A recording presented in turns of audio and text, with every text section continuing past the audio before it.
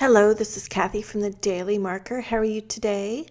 I created 4 cards using my monthly hero kit add-ons, and the kit is an amazing deal.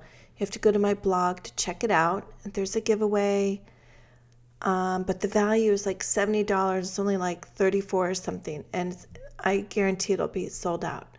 But anyways, I want to show you how I created this card, my process today, and you'll find the other ones on my blog. So let's go ahead and get started. Now I used a lot of masking, so I just wanted to flip through here. I have the bear, I masked him off, and then I did the 2 different ducks. They're so cute. I love creating these little scenes, and then I masked them off. You don't have to cut out the entire image, and then I stamped some more. By the way, I love these corners with magnets from the My Sweet Petunia. And then there's a little bit more masking and stamping. And this is one of the add-on sets that I used to create this. So I'm just going to bring in some color. I don't want to do like a black brown bear. I want to use some beiges and some grays. So I'm just literally throwing down some color right now. And then I'm going to add in, of course, some other color. I'll bring in a lighter color and then do some shading. Many of you know that I like to mix cool grays and warm grays together. So I'm adding some highlights, some shaded areas with a warm gray, and then I'll soften those lines with like a light color. And I'm just grabbing colors. I'm not thinking too much about it. Sometimes that's the best way. And you just work it until you make it work. So, and keep in mind, when all else fails, get out that Copic blending solution and a textured rag and just see the magic, how it makes it work. Now, of course, this doesn't look good right now. So I'm going to do I'm using the barrel of my marker to pick up some color with my lightest color that I'm using in my right hand. And you see how it's blending that darker line better? So I could also scribble that darker color on a palette and pick it up that way. But I have to keep going and reloading my light color. I'm using a little blending solution just to see what happens.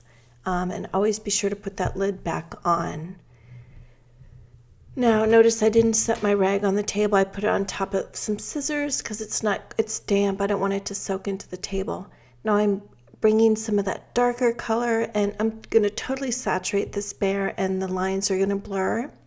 So I recommend, if your heat gun's nearby, you can always zap it a little bit to dry it before adding more color. But I needed more color, so I'm just kind of futzing around, and a lot of coloring with Copics. That's what it is. For me, it is anyway. So I'm blending that out now. It's just a lot of back and forth. Now I'm taking my 0 marker, the colorless blender marker, and I'm pushing some of that color back into the image. And when that dries, I'll go back and do it again. Just want to get that color. Technically, I really don't need to do that because I outline my images with some gray. Today I'll be using grays, but it just makes it look neater and tidier while I'm doing my video. Now I always love to add a little pink belly for critters, ducks, little animals. For some reason, I just enjoy doing that. And I also like to do a pink cheek as well. So first, I just want to put down that base layer, and when I'm coloring my ducks, I'm going to do the majority of them kind of like a female color, and then 2 of the other ones, the smaller ones, I'll be coloring a darker, kind of like they're the baby males. So, it's not fancy coloring, just getting some color on there, and then I'll be adding some details later. Now this tip is, I'm setting this aside. I need to refill this marker here. And so I'm going to bring in some darker color, just kind of feather it in a little bit, and then soften it with your medium color. So I'm just going to, add some darker highlights and then blend those out. And while I do that, I thought it'd be kind of cool to do a gold reflection from the ducks inside the pond. So I might have done that once. So that'll be interesting. And it really doesn't matter how it looks in the end if you just blend it out and you get a little color in that petal and put on some glossy accents. It should reflect, but it should be the look that you're going for. That's what I'm trying to say. Now I'm working on those two male, and I'm just, playing around with the colors, whatever, just trying to make them a little bit browner. And I don't give them the little pink belly or little pink cheek or anything like that. If you're coloring critters, it's always adds a little bit extra to get out that blending solution in your rag. So I'm going to do that. Make sure there's always a paper underneath what you're coloring, and don't oversaturate your rag. And I like to fluff up the nibs. I say this all the time. I hope I don't sound like a broken record. But while I'm sounding like a broken record, how about giving me a thumbs up if you like this? Because it's always so encouraging. Now I'm going to take a dark gray and outline the left side of all my images, kind of like the light. I don't think about the light, but I just do one side, and then if someone wants to think about the light, let them do that for me. And then the other side of the image, I'll do a lighter color than this darker one, and then I'll soften all of those lines out with my very lightest color. And I just have to say that I've been doing this for a long time, for years and years, since I've been coloring with Copic markers. And I know you do this because you want people to be inspired and to do it as well. But when someone does it and they become popular and they do it all the time and they don't credit you, or they just absorb that look, I don't know. I'm trying to be very careful what I say, but my fear is that someone's going to think I copied them. And that's what my fear is. That would crush me if someone thinks that I copied from someone. Because if I ever am inspired someone, I always try and give them credit. And if I don't, call me out on it. If I flub up or something, please let me know. So now I've picked up my medium color and I'm putting that directly on top of the darker line. I want to soften it and mute it and let it absorb into the paper a little bit. And this is actually very relaxing. Now I'm taking that's the second color, I'm taking that around the entire image and then softening that darker line. And then I'll pick up my third color and experiment with different colors. When I first started, I was using blues, and then this particular person started using blues all the time. It became their look, so then I started doing grays and beiges and different things. And now that person's doing it. So, like I said, my fear is that someone's going to think I'm copying them. Now, I have my lightest color, COO. Sometimes I'll use a warm gray, or you could even use a 0 to soften those grouping of lines that you're doing, and just go on top of it again and let it wet, saturate that paper, and just go around everything. And you don't have to worry about being so careful, like, if it goes into the images or bumps up against something else, because it's so light. It's very forgiving. Now I'm going to speed this up, and I'm just working on that reflection in the pond. So I'm starting kind of like with the yellow color I used on the male ducks, and then I'm going to use some grays and just kind of mute it out. I want to bring some shadows. I'm going to make this a grassy area, so I'm starting with the shadows first. And I really don't know what I'm doing, and I really don't think too much about it. I'm just trying to throw a line off of each image. So, and then bring in some darker and then mute out with the medium and lighter lines. And then I'll go over everything with green. And like I always like to encourage, like right now, this doesn't look great, but you just have to trust your instincts. Well, I mean, not like it's going to look great in the end, but I'm just saying it's not the look I was going for yet. But just always go with your gut instinct. Like this was my plan, so I'm going to stick with that, and hopefully if I work it enough, it'll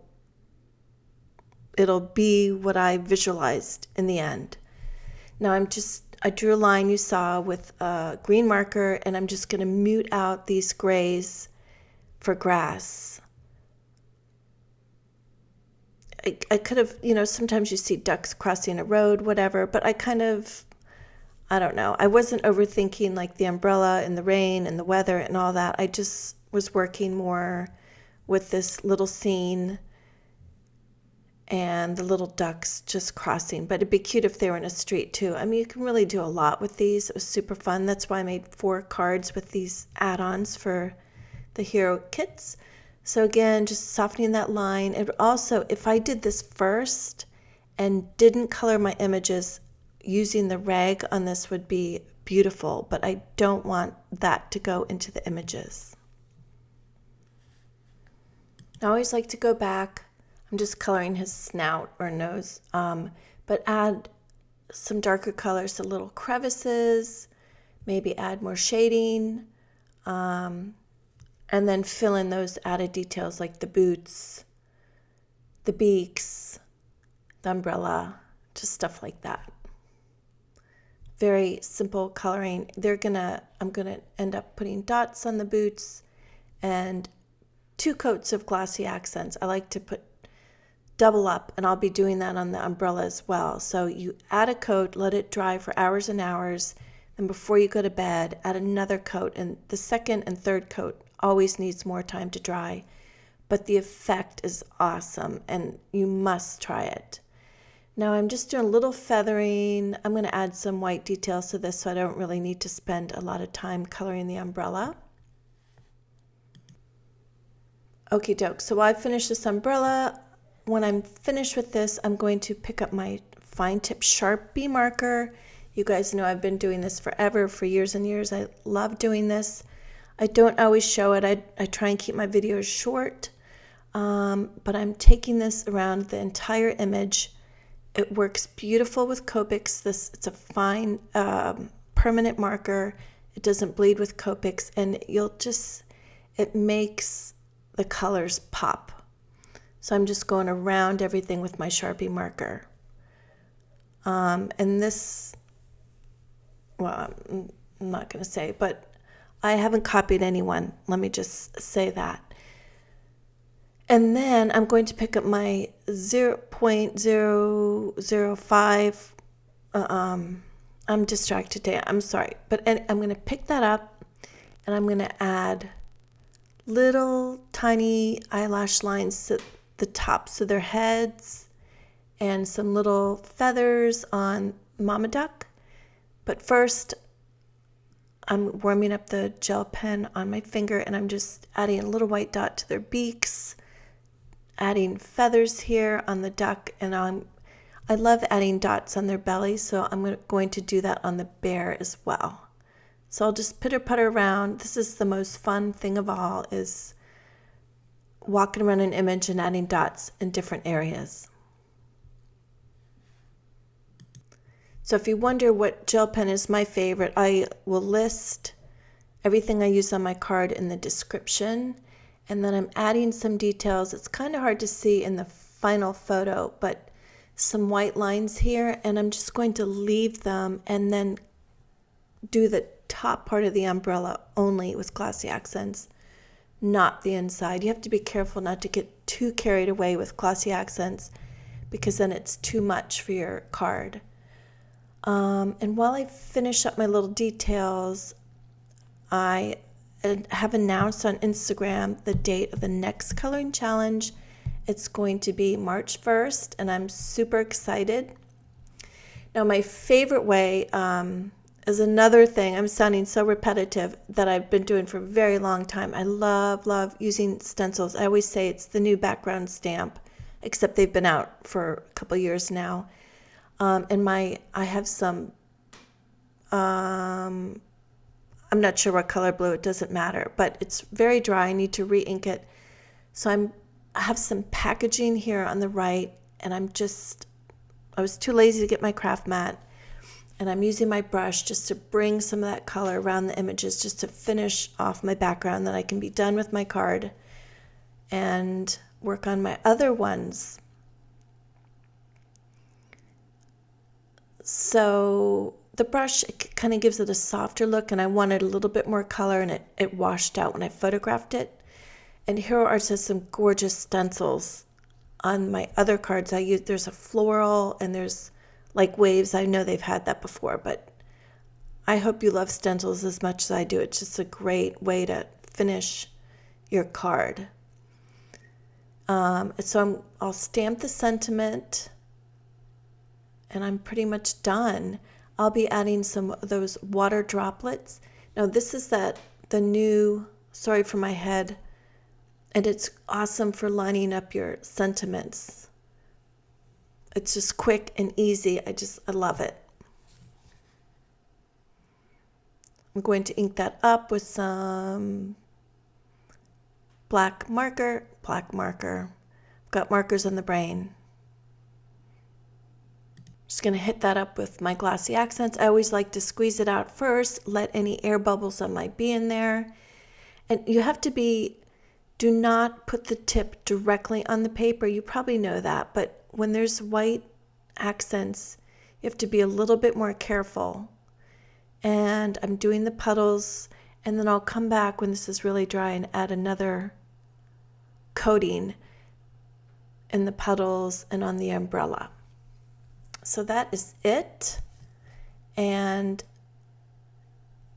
a thumbs up, please, if you like this. And here are the shaker cards I made with the cloud stacking set of dies. And then there's the final card that we colored today. And then there's another bear, like I made him black brown, did some different accents on the umbrella. And that's it. So thank you so much for watching, and please mark your calendars for March 1st. And I'll see you next time. Have a great day. Bye.